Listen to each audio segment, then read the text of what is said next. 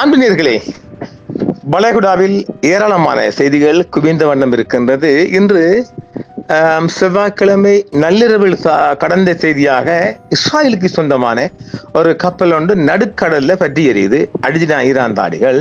அடுத்தது இந்த Chechen post, அதாவது தரைவழி மார்க்கமாக அமெரிக்கா வர்றாங்க தான், அவங்க வந்தாங்கன்றால் ரஷ்ய ஆதரவு கொண்ட செச்சனியா படை ஒன்றும் வருவதாக ரெடியாக இருக்கின்றது, அறிவிக்கப்பட்டிருக்கின்றது. ஈரானுக்குள் அடிக்கடி இன்றைக்கு ஒரு 54 எட்டப்பர்கள் கைது. இந்த மூன்று செய்தியில பரபரப்பான செய்தியாக பார்க்கப்படுது என்னென்றால், செச்சினியம் படை, அதை இவர் யுக்ரைன் வந்துட்டாரானே, யுக்ரைன் வளைகுடா வந்தா ரஷ்யா எடுத்துட்டா, செச்சன் அவருக்கு ரஷ்யாவுக்கு ஆதரவானவர் செச்சனியா அவர் இறங்குது. அது மிகப்பெரிய இஷ்யூவா பாக்குறாங்க அமெரிக்காக்குள்ள. அடுத்தது அது எப்பயும் பிடிக்கிறானே, இஸ்ரேல்ல கப்பல் ஒன்று அடிபட்டு போச்சு. இஸ்ரேல் கொஞ்சம் இந்த ஏர் டிஃபென்ஸ் எல்லாம் ரொம்ப சவுத்து போச்சுதான். அதனால ஈரான் தாக்குதலுக்கு இவங்க தாக்குப்பிடி, அதாவது ஏர் டிஃபென்ஸ் எல்லாம் செயல் வந்த மாதிரி இருக்குதான். அது என்னன்னு சொன்னால், இவங்களோட நவீன ஆயுதங்கள் அவங்களோட ஏர் டிஃபென்ஸுக்கு தெரியாம, டாட் இதுக்கெல்லாம் தெரியாம, அவங்களோட அயன் டோமுக்கு எல்லாம் தெரியாம டூப் அடிச்சுட்டு மறைஞ்சி திருட்டுத்தனமா போய் தாக்குறான். இதை நாம ஏற்கனவே சொல்லி இருக்கிறோம். அந்த அளவுக்கான ஆயுதம் தான் ஈரான்காரன் கண்டுபிடிச்சிக்கிறான் அப்படின்ட்டு. வாங்க நாம இன்றைக்கு அவங்களோட ஆபரேஷன் ட்ரூ பிரம்ஸ் அலையில் இன்றைக்கு ஈரானுக்குள்ள பெருத்த சேதம், அவங்களோட அதாவது ஈரானுக்குள்ள இன்றைக்கு செவ்வாய்க்கிழமை இரவு வரையும் மிகப்பெரிய சேதங்கள் நடந்திருக்குது, இல்லாம இல்ல. அதையும் தாண்டி அதை அடிபட்டுட்டு ரொம்ப நல்லவன் போல அடி வாங்கி எவ்வளவு அடித்தாலும் தாங்குறான் ஈரான்காரன். ஆனால் அவங்களோட 88வது வேவண்டு ஆரம்பிச்சு மிகப்பெரிய தாக்குதல் தொடுத்திருக்கிறாங்க. அப்ப ஆரம்பத்துல நாங்க முதல் செய்தியாக அலை 88க்குள்ள மூழ்கிடுவோமா, வாருங்கள் அந்த 88க்குள்ள பூர்வம். அமெரிக்க இஸ்ரேலிய இலக்குகள் மீது கடுமையான தாக்குதல்களை இன்று நடத்தியிருப்பதாக ஈரானிய IRGC கடற்படை தெரிவிக்கின்றது. ஆபரேஷன் ட்ரூ பிரமிஸ் 4 88வது அலையின் ஒரு பகுதியாக இஸ்லாமிய புரட்சிகர காவல் படையின் கடற்படை செவ்வாய்க்கிழமை இன்று அதிகாலை அமெரிக்க மற்றும் இஸ்ரேலிய பயங்கரவாத இலக்குகளுக்கு எதிராக 4 நடவடிக்கைகளை மிகவும் கடுமையாக நடத்தி இருப்பதாக தெரிவித்துள்ளது. எதிரி நிலைகள் மீது கடற்படை ஒரு கடுமையான தாக்குதலை தொடங்கியதாக IRGC தெரிவித்திருக்கிறது. இஸ்ரேலிய ஆட்சிக்கு சொந்தமான, இஸ்ரேலிய நாட்டுக்கு சொந்தமான எக்ஸ்பிரஸ் ஹல்ஃபாங் என்ற கொள்கலன் கப்பல் ஒன்று பாரசீக வளைகுடாவின் நடுக்கடலில் பாஸ்டிக் ஏவுகணைகளால் தாக்கப்பட்டு அது எரிந்து கொண்டிருப்பதாக ஒரு செய்தி தெரிவிக்கிறது. இரண்டாவது ஒருங்கிணைந்த நடவடிக்கையில் ஈரானின் அழிவுகரமான ஏவுகணைகளுக்கு அஞ்சி இராணுவ தளங்களுக்கு வெளியே பதுங்கியிருந்த அமெரிக்க மரைன் படையினரின் மறைவிடம் ஐக்கிய அரபு அமீரகத்தின் கடற்கரை ஓரத்தில் வெடிகுண்டு ட்ரோன்கள் மூலம் துல்லியமாக குறிவைக்கு அளிக்கப்பட்டதாக தெரிவிக்கப்படுகின்றது. எத்தனை பேர் இறந்தார்கள் என்பது அந்த செய்தி இன்னும் வெளியாகவில்லை. அதுக்கப்புறம் பஹ்ரைனில் உள்ள மனாமா விமான நிலையத்துக்கு அருகிலுள்ள ஒரு தளத்திற்கு வெளியே நிறுத்தப்பட்டிருந்த அமெரிக்காவின் 5ஆம் கடற்படைக்கு சொந்தமான ஆளில்லா விமான எதிர்ப்பு அமைப்பையும் IRGC கடற்படை அளித்ததாக அந்த அறிக்கை தெரிவிக்கிறது. மேலும் குவைத்தில் உள்ள ஜஃபர் அல் அஹமத் என்ற அமெரிக்க பயங்கரவாத தளத்தில் இருந்து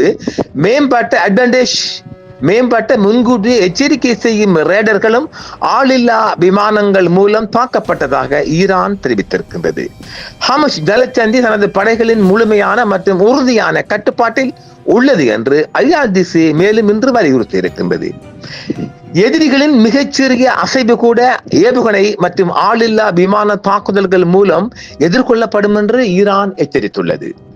பிப்ரவரி 28 அன்று அமெரிக்காவும் இஸ்ரேலும் ஈரானுக்கு எதிராக எந்தவித தூண்டுதலும் இன்றி ஆக்கிரமிக்கப்பட்ட போரை தொடங்கியதிலிருந்து ஈரான் கிட்டத்தட்ட தினசரி நடத்தி வரும் தொடர் பதிலடி தாக்குதலின் சமீபத்திய நிகழ்வுதான் ஆபரேஷன் பிரமிஸ் 4 88வது அலை மிகப்பெரிய கொடூரன் போல் இறக்கி இருக்கின்றோம் என்று ஈரான் தெரிவித்திருக்கின்றது.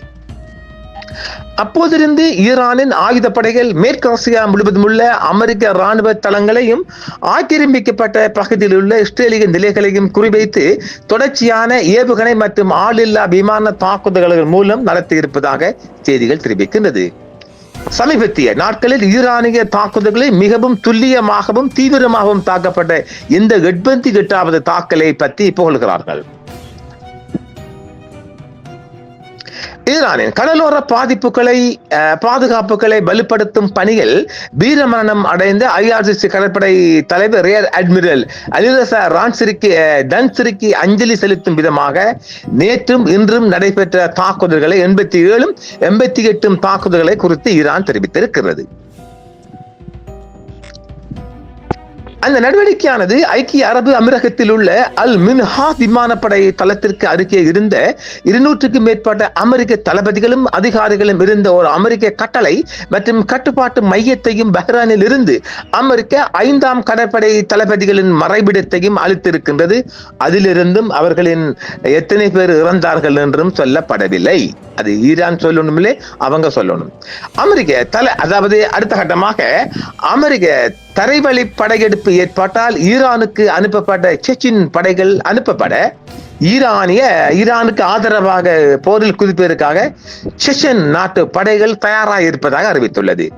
அமெரிக்க தரைவழி படையெடுப்பு ஏற்பட்டால் ஈரானிய ஆயுத படைகளுக்கு ஆதரவளிப்பதற்காக ஈரானுக்கு அனுப்பப்பட தயாராக இருப்பதாக செச்சன் ராணுவ பிரிவுகள் தெரிவித்துள்ளது.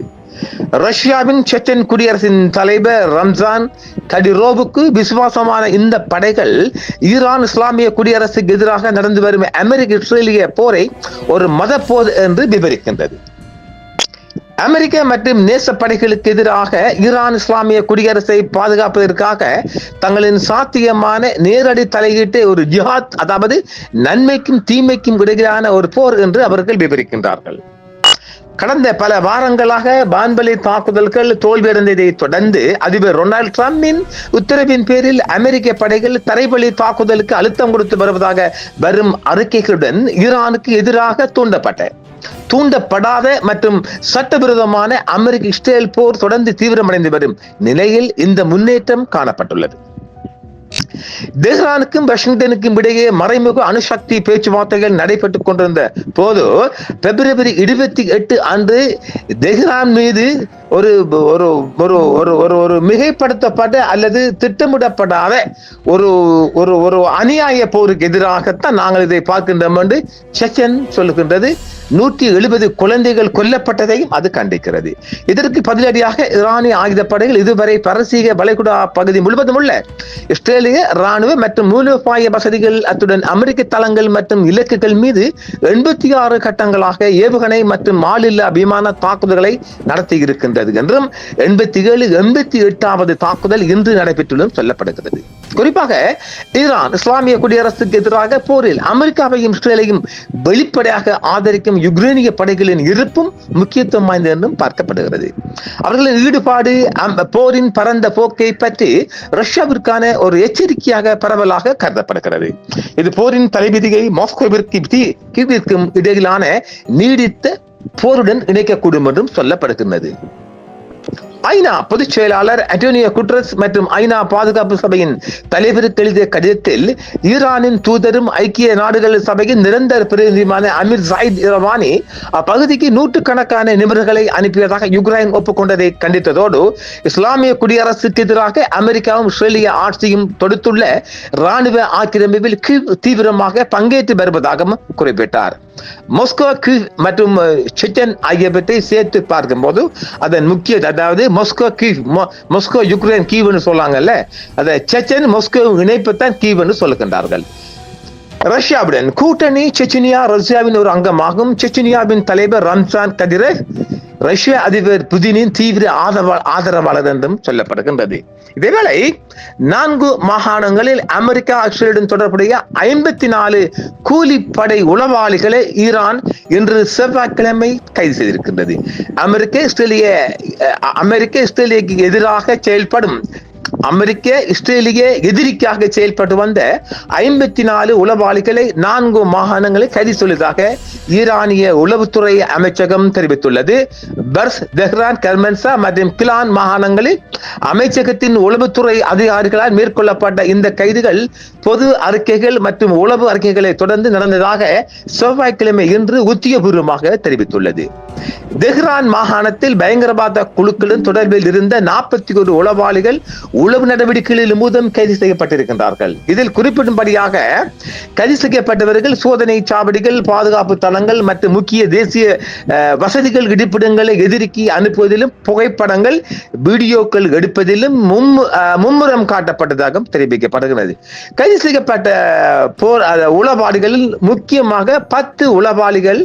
அவர்கள் யார் என்றால், கடந்த காலங்களில் ஈரானில் உயர்மட்ட அதிகாரிகள், உயர்மட்ட இராணுவ அதிகாரிகள் கொல்லப்பட்டதற்கு, வீரமரணம் அடைந்ததற்கு இந்த 10 உளவாளிகள் முக்கிய பங்கு இருப்பதாக கருதப்படுகிறது. அதாவது ஈரானின் பெரியவர் தொட்டு நேற்று வரையும் வீரமரணம் அடைந்த நேவி படைகளின் தளபதி வரையும் மிக மிக மிக முக்கியமான உளவாளிகளாக இந்த 10 உளவாளிகள் பார்க்கப்படுகின்றார்கள்.